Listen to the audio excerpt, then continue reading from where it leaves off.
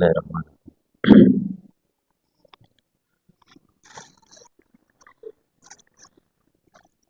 Assalamualaikum warahmatullahi wabarakatuh.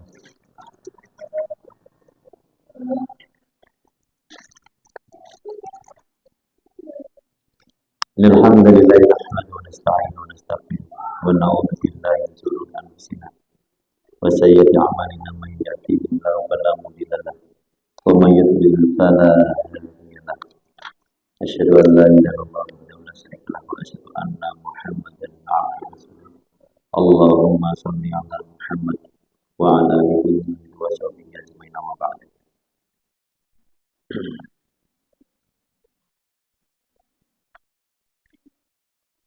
Alhamdulillah pada malam hari ini kita dapat berkumpul bermajlis di tempat yang mulia ini di Masjid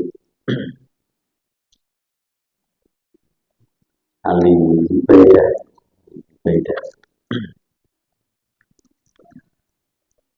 yaitu di SIC. Dalam kajian ini kemarin saya dapat amanah untuk yaitu menyampaikan tentang kitab Ushul Salasah.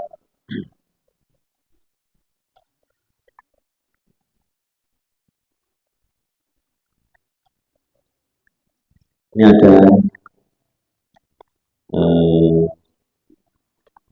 ada fotokopiannya, tapi ini kitab yang kedua, cetaknya kecil-kecil.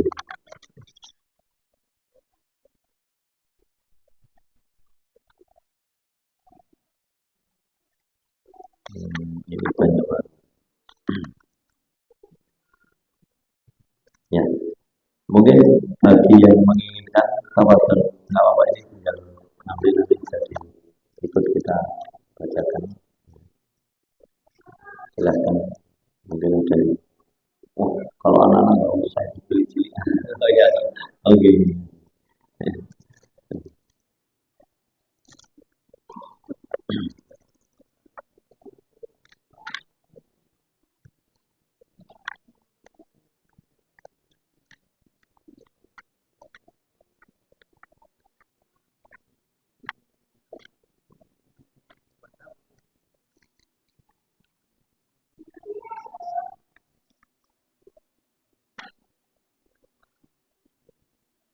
Sebelumnya mungkin saya sampaikan yang akan kita bahas adalah kitab Ushul Salasah atau salah satu usul. 3 persoalan pokok utama atau 3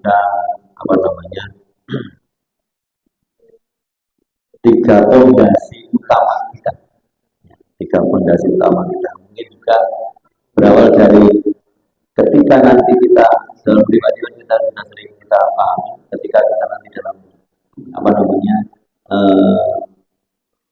kuburnya, karena akan ada beberapa pertanyaan sampai doa Rasulullah Bismillah ya Allah kalau ada orang meninggal itu salah satunya kalau itu adalah kaum muslimin saudara-saudara kita, maka dari salah Bismillah ya Allah bukan kuatkan dengan lain dan Allah.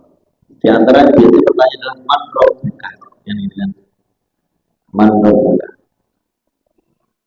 buka yang kita adalah siapa Rob kamu, apa agama, dan siapa manusia atau siapa orang yang dibahas adalah Rasulullah, siapa orang ini yang di atas Rasulullah. Maka 3 persoalan, siapa Robmu, apa agamamu, siapa nabi, itu kan inti dari kehidupan kita. Nah, saya Muhammad bin Abdul Wahab ini menulis 3 pokok persoalan ini dalam satu kitab namanya salah satu usul atau disebut Ushul Salasah, yang beliau menerangkan pada kita tentang fondasi-fondasi utama tentang Islam. Masalahnya ini adalah satu prinsip utama, umpama apa ya dalam Itu. Ini gambaran saja. Tapi kalau dalam hal saya pernah dalam kajian saya itu dibahas umpama ini garis keislaman. Nah ini garis keislaman, gitu kan? Garis keislaman. Maka taruhlah ini al-Islam. Itu Islam.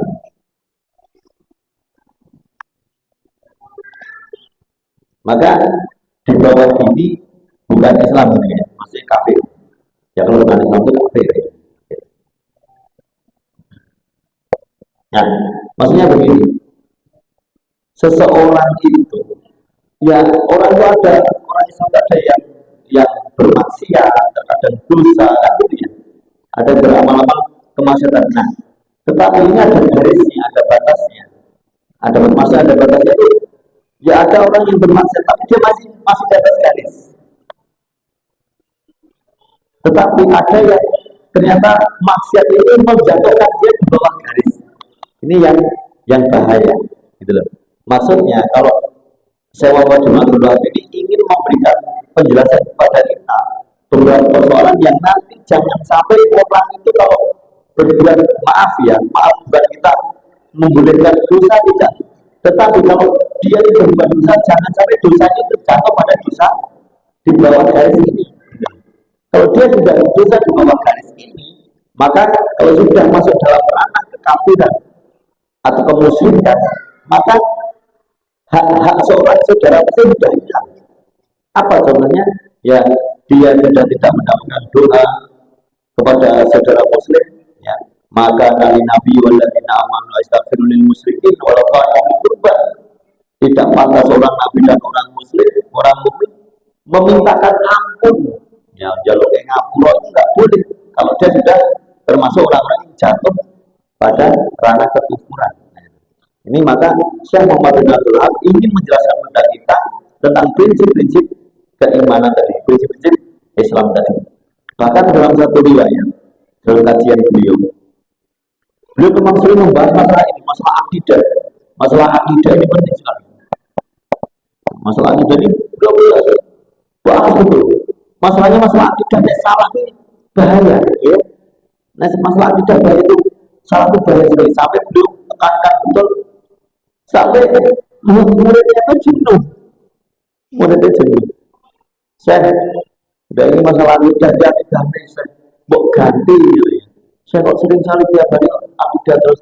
Mau kita materi yang lain. Oke lah, pekan depan kita akan ganti materi kita. Pekan depan kita akan ganti materi yang lain, materi apa fikih atau materi yang lain, maka kita gantilah biar untuk pencerahan. Ya. Terus sebelum apa namanya berpisah, ya sudah mereka masing-masing diberitahu kalau besok kajian pekan berikutnya adalah bukan akidah. Selang satu pekan kemudian waktu kajian biasanya datanglah murid tersebut pada kajian itu. Kemudian sebelum kajian saya itu bercerita, tahu nggak kamu? Ya. Waktu saya sebelum kajian pekan berikutnya, ini masih pekan awal, pekan katanya kita besok pekan depan akan ganti, gitu kan? Tapi ketika itu saya bercerita sebelum besok saya ganti, saya ingin bercerita. Ternyata di tempat kita ini masih ada yang nggak tahu di sini loh ya. Kita saya dekat situ dengan bilang penting. Maksudnya kalau ini tempat saya tadi cerita. Ternyata di kampung kita masih ada yang masih ada yang masang sesaji, masang sajen katanya. Perempatan kasih induk di tempat apa namanya induk itu Pak ya, apa itu sajen itu kayak kembang, kayak menyan, kayak itu ternyata masih ada, kata saya itu. Saya mengatakan ternyata di kampung kita ini masih ada yang ada yang masang sesaji. Ketika tadi mau wudhu, ternyata di sumur ada sajennya. Ketika di perempatan jalan mau berangkat ini ada sajennya. Oh iya saya. Mereka dengar semua cerita saya tadi kalau di perempatan jalan masih ada sajen, biasa saja. Ya iyalah. Ya memang kayak gitu saya masih ini masih ada kayak gitu. Ya sudah. Setelah itu, oke lah besok pekan depan kita akan ganti materi kita materi apa? Materi yang lainnya selain akidah. Nah, datanglah pekan depan. Ketika pekan depan, saya tadi bercerita, oh bentar, tahu nggak kalian? Ternyata di dekat kampung kita ini ada. Sebelum kita mulai kajian, saya ingin cerita, ternyata kalian juga nggak ada cerita kalau ternyata di kampung sebelah kita ini ada orang berzina, maksudnya dengan terang-terangan ibu dan anak berzina. Ibu berzina dengan anak. Kaget sekali. Di mana sih? Di mana itu? Di mana itu? Kita hancurkan dia. Kita usir dari kampung ini. Buruk sekali kampung kita kalau ada orang yang berzina seperti itu. Apalagi ibu dan anak. Marah sekali kajian tadi. Marah sekali. Di mana sih? Di mana itu? Tunjukkan pada kami. Ayo kita datangi saja. Kita datangi saja. Apa kata saya? Cukup. Berarti kajian malam ini kajiannya akidah lagi. Kok bisa? Apa maksudnya saya? Kenapa kajian akidah lagi? Karena maaf, ternyata kalian itu ketika mendengar ada sesaji atau sajen itu ya bahasa kita. Ketika ada orang masih pasang sajen, masih percaya pada tahayul, dia masih pada hal-hal musyrik, kamu tidak marah, kamu tidak cemburu, kamu tidak gerget. Padahal dosa sesajen, dosa syirik, dosa itu adalah dosa kufur atau kafir. Orang yang masuk dalam, saya juga ngisi dalam kitab itu, kitab Al-Kabair, saya ngaji dalam Al-Kabair itu sudah dosa-dosa besar yang ditulis oleh saya Muhammad Adabi, ya saya Samsudin Adabi itu beliau terangkan tentang dosa syirik, dosa sihir, ternyata dosa-dosa itu kalau sudah masuk dosa syirik itu juga di atasnya dosa besar, di atasnya dosa besar. Dosa besar itu, nah begini maksudnya, ketika orang, kenapa kamu tidak marah, kenapa kamu tidak cemburu, kenapa kamu tidak hatimu terbakar ketika ada orang pasang sajen. Padahal orang pasang sajen itu jatuhnya pada kufur. Padahal kalau dia sudah jatuh pada kufur, maka tidak mungkin dia masuk surga. Kalau orang sudah kufur, maka dia tidak mungkin mendapatkan surga. Karena dia jatuh ini. Tadi kalau ini saya ibaratkan garis keislaman seseorang, dia jatuh di sini. Kalau sudah jatuh di sini, secara perwalian saja sudah tidak boleh jadi wali kita. Doa sudah tidak boleh. Maka nali nabi waladi mananuna aman yastabulil musyrikin. Di dalam surat At-Taubah ayat 113, Allah meyakinkan, menekankan pada kita, tidak pantas seorang nabi dan orang-orang mukmin memintakan ampun orang-orang musyrik. Ya Allah, moga-moga mengampuni Bapak kula juga. Kalau dia musyrik tak boleh.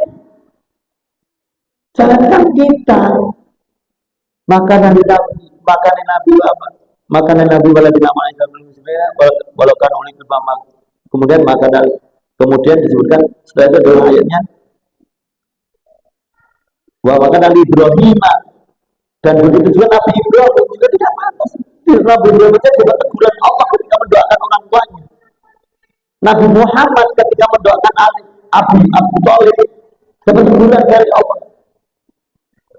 Karena masuk ranah kemusyrikan.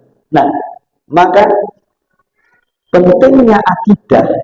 Kenapa kamu ketika saya Abdullah, kenapa kamu ketika saya sebutkan sesaji, sesuatu orang mengamalkan saja, kamu tidak marah? Tapi ketika aku sebutkan orang itu berzina, kamu langsung marah. Di mana? Diusir itu, perlu dilempar, perlu dibuang dari sini. Padahal maaf, Bukan kita menghalalkan berzina, tetapi dosa zina tidak sampai pada kafir. Dosa zina itu dosa besar sekali. Bahkan hududnya, hukumannya pun dirajam. Tetapi dia masih termasuk orang muslim. Dia tidak jatuh pada kafir. Tetapi kalau saja, yaitu apa namanya, masalah kepercayaan hal-hal ini masuk pada ranah kekufuran, kemusyrikan, maka itu sudah jatuh pada ini. Nah inilah Syekh Muhammad bin Abdul Wahab ingin menyampaikan pada kita persoalan yang seperti ini. Ya. Bukan kita merenungkan dosa-dosa besar yang lain, tapi jangan sampai dosa besar kita itu jatuh pada dosa besar yang di bawah garis ini. Kalau sudah di bawah garis ini, kita sudah muslim kufur itu sudah ada pembeda. Nah, meskipun dia sholat, kalau dia mengikutkan Allah, tiap hari sholat, apa Jumat dan lainnya tiap hari sholat berjamaah, tetapi tiap malam Jumat paling mungkin apa itu apa namanya gunggung yang penggil mungkin gitu ya, atau di tempat lain mau mencari bersyukur ini meskipun dia haji sekalipun tidak ada artinya, hargaan langsung. Nah, Bapak Ibu semuanya, mari kita membahas masalah akidah ini dengan betul-betul supaya kita bisa terbebas dari amalan-amalan yang menjatuhkan kita pada kekufuran. Meskipun kita juga harus menjaga dosa-dosa besar, harus kita hindari, jangan kemudian kita mudahkannya. Oke, selanjutnya, kita masuk aja langsung pada halaman berapa ya? Saya tadi nggak lihat dulu.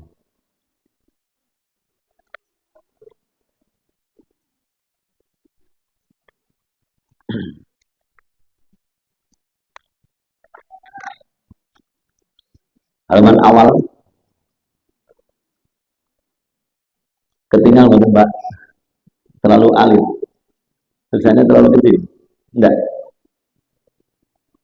I'lamu rahimakallah. Itu sudah. I'lamu rahimakallah. Terus halaman awalnya. I'lamu rahimakallah.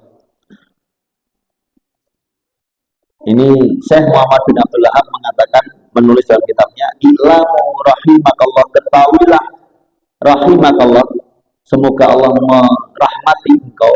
Jadi ini Syekh Muhammad bin Abdul Wahab memuliakan pembaca. Kita yang membaca itu dimuliakan beliau, didoakan beliau, semoga Allah merahmati kita. I'lamu, ketahuilah, semoga Allah merahmati kamu.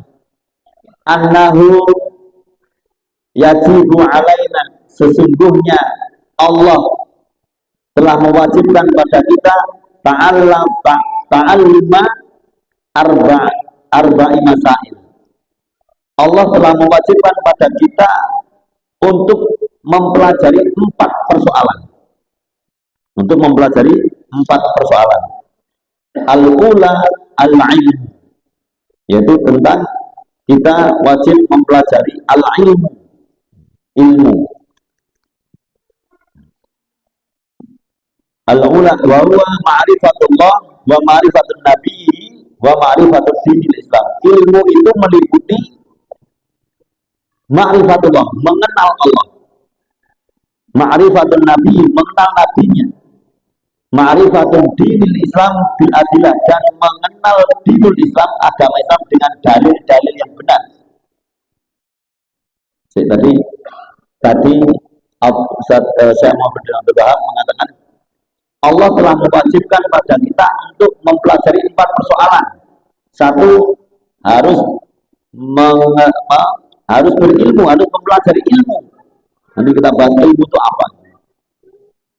Terus yang dipelajari ilmu itu apa? Ma'rifatullah, mengenal Allah. Ma'rifatun nabihi, mengenal nabinya. Ma'rifatun din Islam, mengenal din Islam. Ada 3 pokok utama ilmu itu. Setelah kita mengilmuinya, maka yang kedua adalah ats-tsaniyah al-amalu bi, mengamalkannya. Asalisah ad-da'watu ilaihi arabi'ah sablu bil adabihi. Mungkin bisa tulis dulu. Itu di yang dapat bukunya bisa dilihat di besok. Kalau ada insyaallah akan kita perbanyak lagi. Silakan nanti. Tapi ini ya berlanjut berarti apa tiap pekan tertentu mungkin kita akan lanjutkan kajian kitab Ushul Salasah ini, dan nanti mungkin tulisannya agak yang lebih gede Mas. Yang kayak yang dulu yang sering kita bagikan di Masjid Barokah dulu.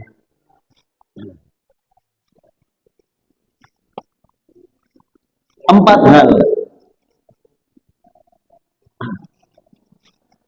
bisa diperhatikan. I'lam rahimakallah, ketahuilah rahimakallah annahu ya annallaha atau annahu yajibu alaina ayata'alam arba'i masail. Sesungguhnya Allah telah mewajibkan pada kita untuk mempelajari 4 hal. Al-ula, yang pertama adalah al-ilmu. Yang pertama adalah ilmu. Ilmu itu apa tuh ilmu? Ilmu adalah ma'rifatun ala hakikatihi. Yang disebut ilmu itu adalah mengetahui hakikatnya. Mengetahui hakikatnya.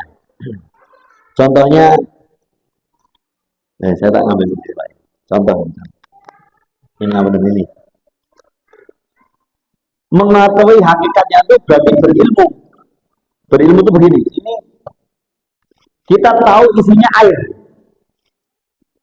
Jadi ini air jadi ini berarti orang ilmu, orang yang mengenal betul ilmu. Tetapi kalau prasangka itu baru kayak kita nah gitu, masih prasangka itu kelihatannya wong kayak kosong apa ya kok kadoan gitu. Itu namanya nanti ada ilmu, ada wahm, ada dzon, gitu, ada prasangka, ada juga yang perkiraan. Nah itu. Tapi kalau ilmu itu berarti mengetahui betul isinya. Berarti mengetahui betul hakikatnya. Itu orang berilmu. Orang berilmu dalam memahami, mengetahui hakikatnya. Maka Allah yajibu alaina, Allah telah mewajibkan pada kita untuk mempelajari 4 hal yang mengenal ilmu. Berarti mempelajari ilmu, mengenal hakikat isi yang akan dipelajari. Pelajaran ilmu itu. Ilmu ini ilmu apa yang perlu dipelajari? Satu, ma'rifatullah. Ma'rifatullah. Mengenal Allah. Ya. Ilmu yang wajib kita pelajari itu mengenal Allah. Mengenal Allah. Ma'rifatullah.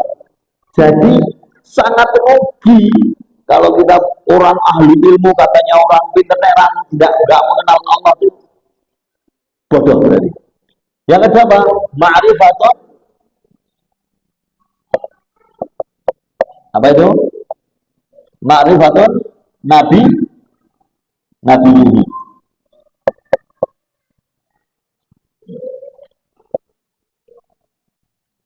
Ma'rifatun Nabi ini. Mengenal nabinya. Mengenal Nabi Allah. Yang ketiga,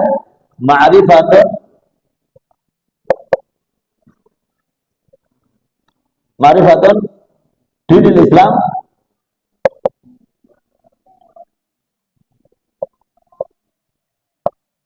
Bil adilah. Mengenal Islam dengan dalil-dalil yang benar. Loh, kok pakai sampai ada kalimat bil adilah? Karena banyak orang kenal Islam keliru. Ya, orang sinte, abu pondok, jebul, mulai-mulai, ya, gitu kan. Ternyata malah orang dua ilmu malah dua anak, gitu kan. Ini jadi anak-anak kita, anak perempuan kita pondokan pulang-pulang malah jadi, nah itu kan ada juga yang, ya atau yang lainnya, atau tahu-tahu memahami, yaitu apa dulu yang geger itu tentang sholat itu sholat jamaah, terus sholatnya jaraknya jauh-jauh, jaraknya terus apa namanya, perempuan laki perempuan sama, apa namanya, softnya barengan laki perempuan, itu harusnya mengenal itu dengan dalil yang benar, dalil yang benar, karena kalau tidak dalil yang benar sudah bisa hilang Islamnya. Nah, pertama yang pertama adalah ilmu, mempelajari, berilmu tentang apa, tentang tiga hal ini. Ini harus orang itu harus tahu ini. Kalau tidak tahu ini dia akan tersesat. Kalau tidak tahu ma'rifatullah, ma'rifat, tidak mengenal Allah, tidak mengenal Nabi, tidak mengenal Islam, terus dia mau apa hidup itu? Ya kan? Ya, hidup itu kalau nggak mengenal Allah terus mau apa? Ya. Terus kita ini ngapain kalau sholat itu nggak kenal Allah juga? Ngapain ini?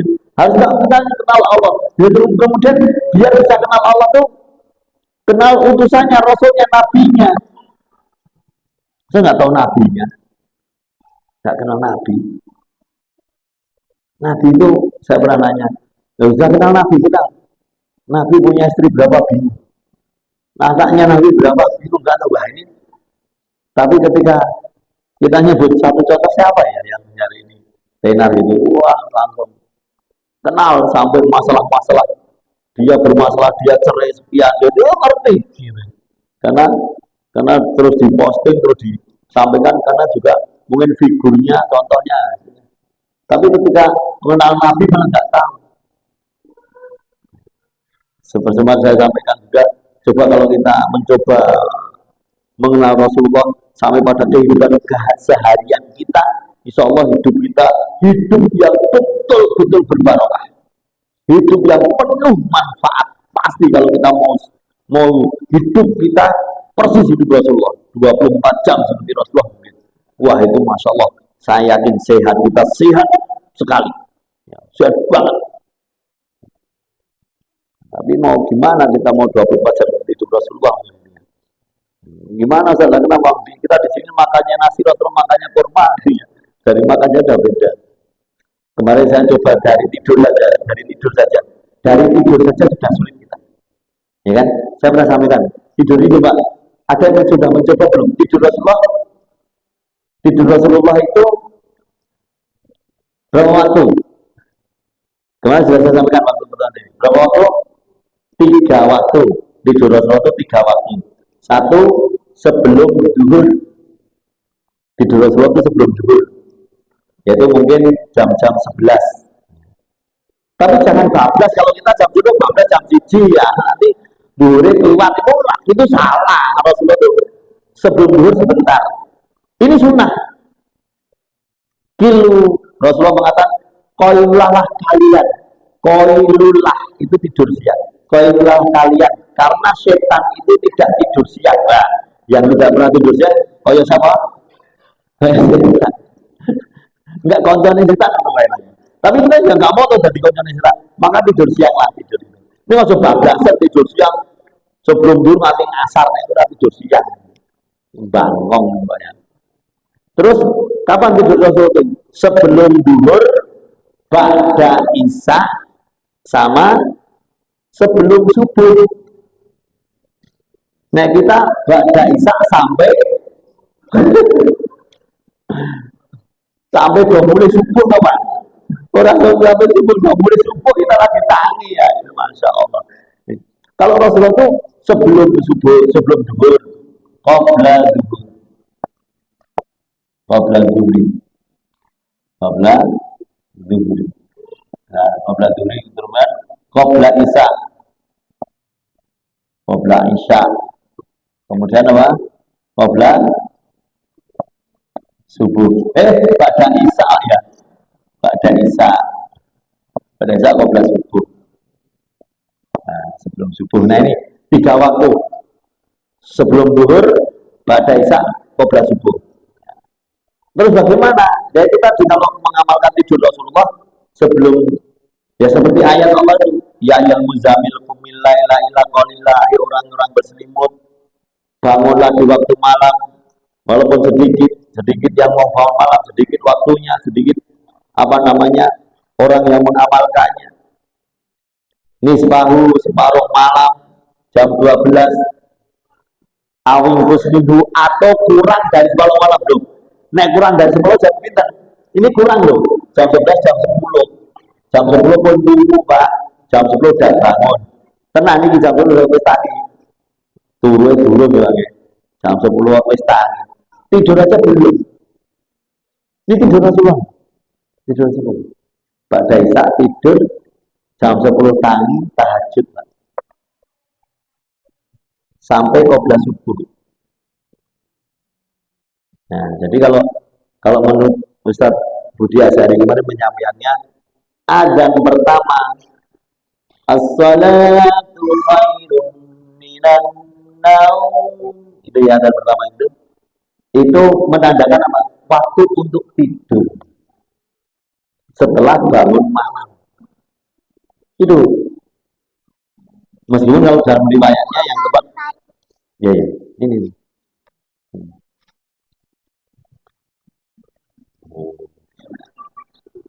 iklan. Alhamdulillah tak aja Mbak, tak aja anak saya berapa sih untuk kamu 4 ya, anak saya ikut 4 kira 5 ya.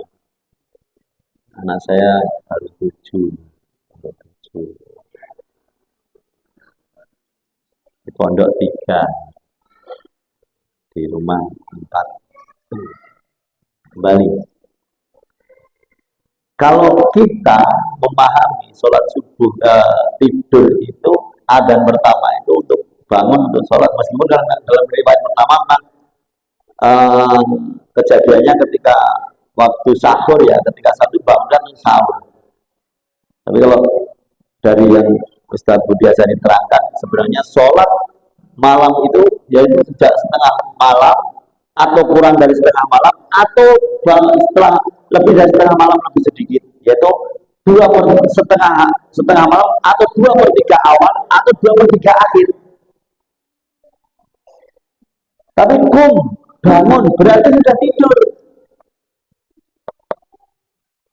Nah, ini contoh baru mengenal kehidupan Nabi aja. Ini baru sedikit, belum mengenal seluruhnya. Belum mengenal seluruhnya. Belum lagi mengenal cara perang Rasulullah. Rasulullah itu mulai berperang kapan?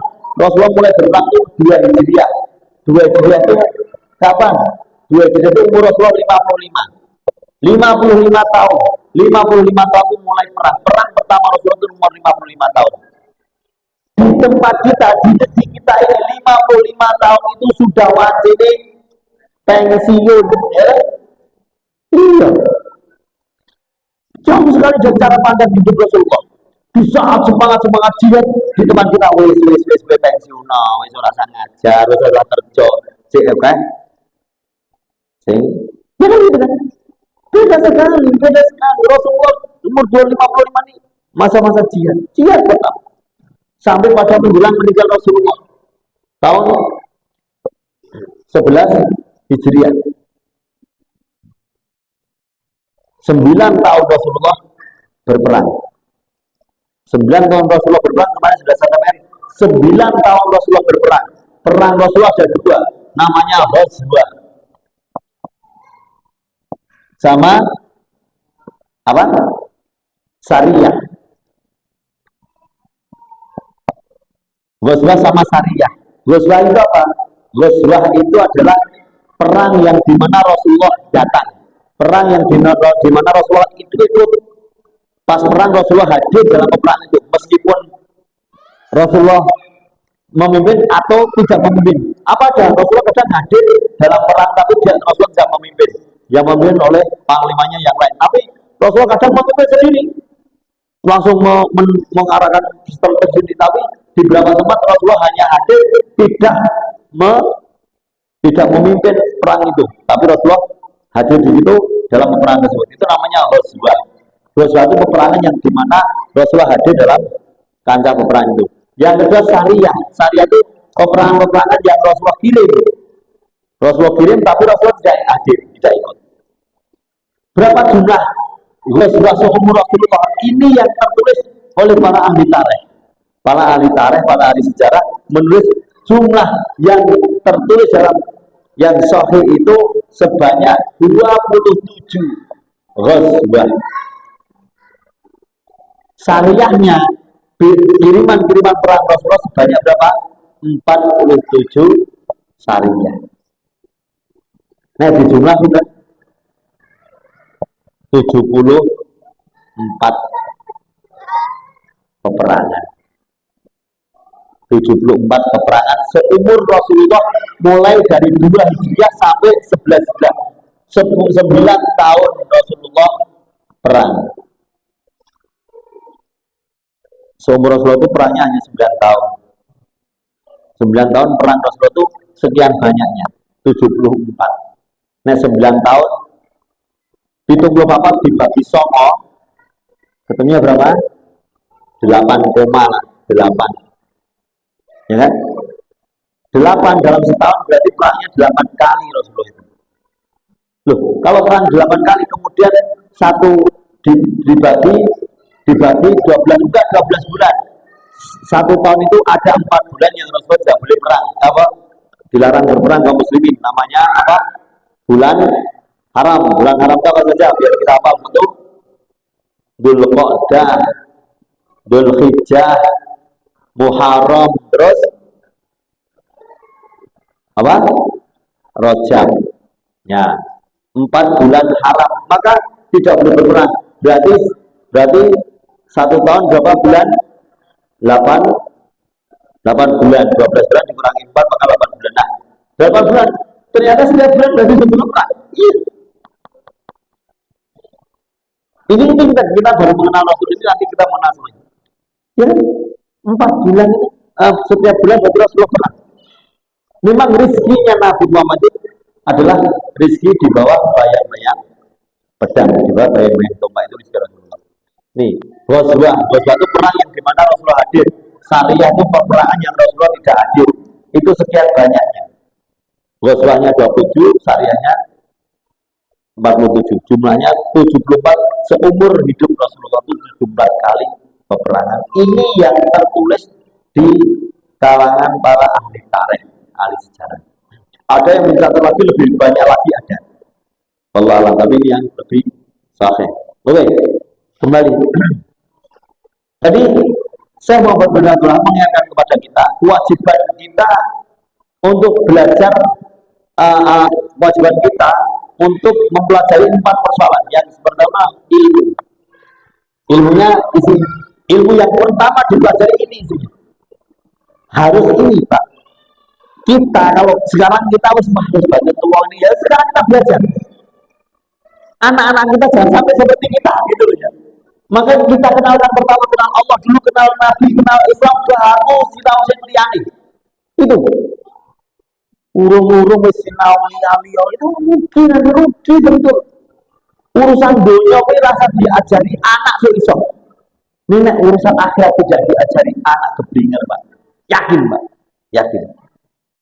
Kemudian kalau setelah mempelajari setelah ilmu asaniyah, yang kedua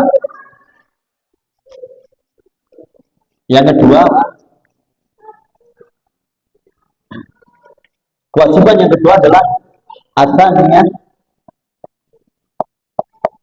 al-amalu bihi. Al-amalu bihi. Mengamalkannya.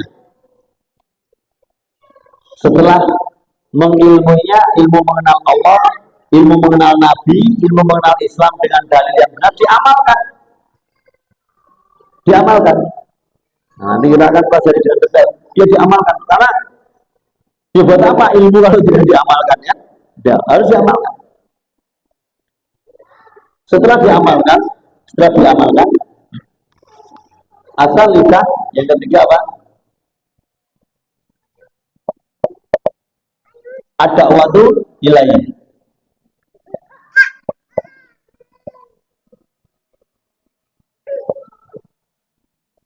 Apa dakwah ilaih? Mengajak untuk atau berdakwah terhadapnya, kepadanya. Setelah kita mengenal Allah, kita amalkan perintah-perintahnya, kita mengajak orang lain. Dakwah itu satu keharusan, mengajak pada orang itu satu keharusan. Ya minimal ini. Minimal ini saja. Rasul Allah mengatakan ku anfusakum wa ahlikum nar, jaga dirimu dan keluargamu. Pertama ya keluarga kita dulu. Ya bos, apa mungkin gak diri iso ngajar orang lain tapi keluarga kita terjumus ke neraka, kan nggak mau kita. Maka otak pertama ya ini anak-anak kita dulu. Setelah kita tahu ilmunya, kita amalkan. Setelah kita amalkan, kita ajak orang lain, ajak anak-anak kita arahkan. Kita arahkan anak-anak. Al-amal itu ada waktu ilahi, mengajak kepada orang. Dakwah itu wajib, mengajak itu terus. Nggak ada barang bukan bagian. Ya kamu mampunya apa, ngajak-ngajak. Nggak bisa mengisi kajian, mengajak orang lain. Ayo, ini kajian yang bagus, ini kajian yang bermanfaat. Ayo ngajak orang lain. Dakwah ilahi. Yang terakhir apa? Ar-Rabi'ah. Dan kita itu apa? As-sabru, ya kan? As-sabru alal ada fihi atau fihi. Bersabar terhadap ujian-ujian yang ada padanya. As-sabru alal ada fihi, al-asru alal ada fihi. Bersabar atas ujian-ujian yang belajar ilmu itu berilmu saja sabar, harus sabar. Amalkan ya sabar. Dakwah sama saya pernah ngajak kita itu masih enak. Nabi Nuh itu ngajak asli dalam ayat itu. Ya. Ashabiah mereka menjadikan ini ketika Nabi Nuh itu dakwah itu umumnya lagi pengajar itu langsung dengarkan Nabi Nuh ini rata rumah. Lalu itu Pak, dia itu dulu. Coba kita bayangkan, kita dakwah langsung ditutup ini ngomong orang tak rumah itu Nabi Nuh. Tapi tetap terus berdakwah. Lah kita lagi dakwah sing teko sithik sesuk ramangan lah. Gitu ya. Ini dakwah ini. Sabar itu masalah. Sabar memahami ilmunya, sabar mengamalkannya, sabar dakwahkannya penuh dengan kesabaran. Itu 4 hal yang wajib kita pelajari. 4 hal yang wajib kita pelajari.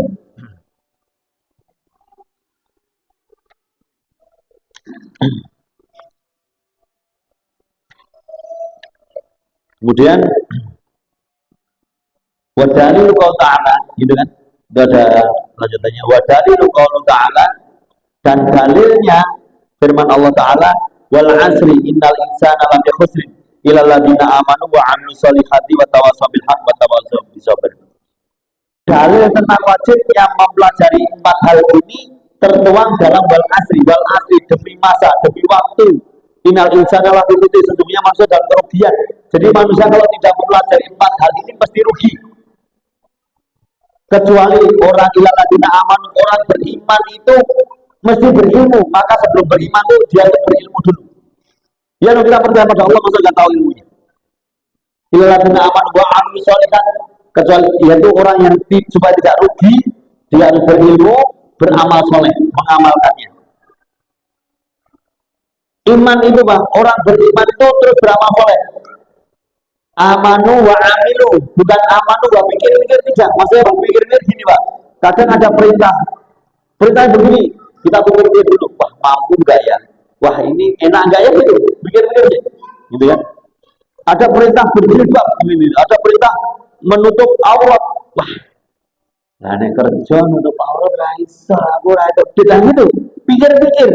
Nah orang beriman perintah itu diamalkan, bukan dipikir sih, karena nggak ada alladzina amanu wa pikir-pikir cuma amilun enggak, tapi illal ladzina amanu wa amilus shalihat. Itu orang yang beramal, orang yang beriman dan beramal soleh. Gitu. Illal ladzina amanu wa amilus shalihat wa tawassaw, maka dia bertawasau, menasihati, berdakwah kebenaran, wa tawassaw bisabr, tapi juga selalu berdakwah dengan kesabaran. Jadi dalil tentang 4 hal yang Allah perintahkan sesuai dengan yang ditulis oleh Syekh Muhammad bin Abdul Wahab.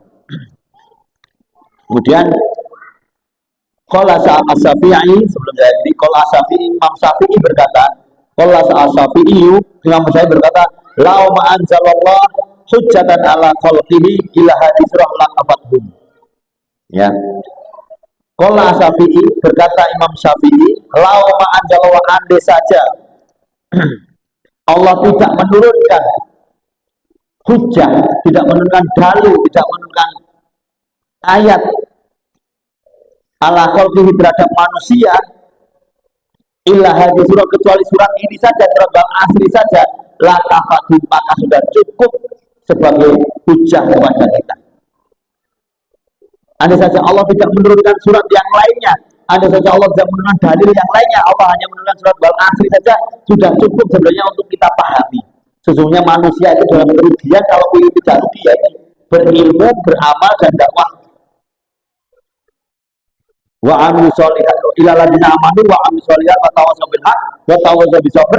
Dan siapa apa yang ilmu yang dipahami? Ma'rifatullah, ma'rifatul nabi, ma'rifatul din lisabilillah. Itu. Kalau kita ingin bisa apa namanya? Ingin terbebas dari sebuah kerugian, ingin terbebas dari sebuah apa namanya? Kerusakan. Ya, ini hanya dengan cara ini. Maka rugi kalau kita tuh wah.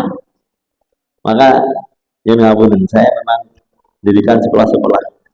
Awalnya saya suka dirikan sekolah tahfidz. Kenapa ya? Saya bingung juga anak SD. Saya dulu tuh guru SD. Ya saya bingung, cah SD itu kelas loro SD loh. Ya, kelas 2 SD itu pertanyaannya itu apa? Yang saya sampai sekarang masih ingat pertanyaan itu. Akte nikah adalah titik-titik coba Pak. Cah kelas loro SD pertanyaan akte nikah. Nah saya nggak usah diajari so, nek pas nikah itu akte ya Bang. Kenapa itu rasa diajari so, nek nikah itu akte.